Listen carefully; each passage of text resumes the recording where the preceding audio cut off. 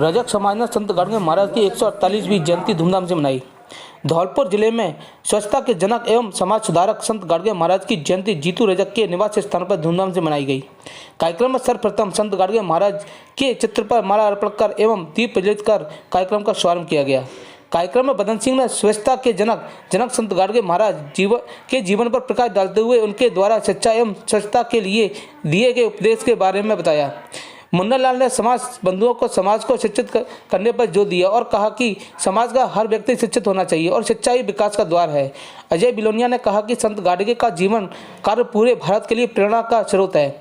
आज बाबा साहब संत गाडगे का शरीर हमारे बीच में नहीं है, लेकिन उनकी शिक्षाएं आज भी प्रासंगिक है, जिससे हमें प्रेरणा लेने की जरूरत है। जीतू दिवाकर ने कहा कि संत गाडगे स्वच्छता के जनक एवं समाज सुधारक थे। उन्होंने अथक प्रयास कर मानव समाज को जीने की दिशा सिखाई।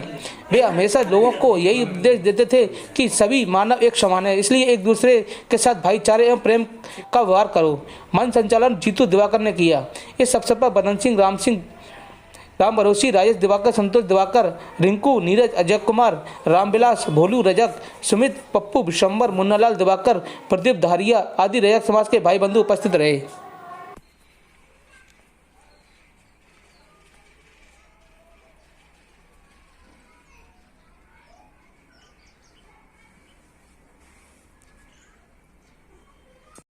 आज दास को पहली बार अवसर मिला है। इस बाबा जी की ऐसी कृपा हुई है हम पर। तुम्हारे भाई साहब ने फोन किया था तो बोले कि जरूर आएंगे और जरूर हम दर्शन करेंगे। जितनी जहाँ मूर्ति बैठी हैं इनमें भी एक परमात्मा का नूर दिखाया है, इन्हीं संतों ने दर्शाया है। तो हम भाई के चारे से और अपने कंधा से कंधा मिला के चलेंगे, प्रेम भाव बढ़ाते चलेंगे, प्रेम की गंगा बहाते चलेंगे, तो सारे सुखों की आनंद की खान इनके दरबार में है।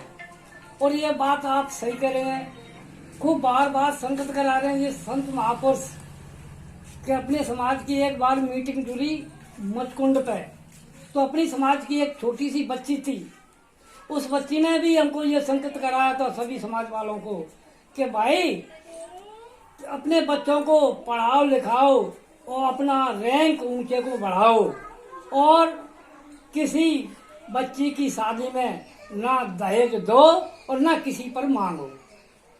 तो महापुरुषों हम भी ज्यादा नहीं बोल सकते हैं और वास्तव में ही हकीकत बात है महाराज। और खूब आज हमें सभी महापुरुषों की जड़ों में अवसर मिला है। आज बाबा का जानकारी भी जरूरी है हमारी। जैसे शिक्षा के बारे में कहा है कि शिक्षा ही मूल मंत्र है, शिक्षा के आगे सारी चीज अधूरी है।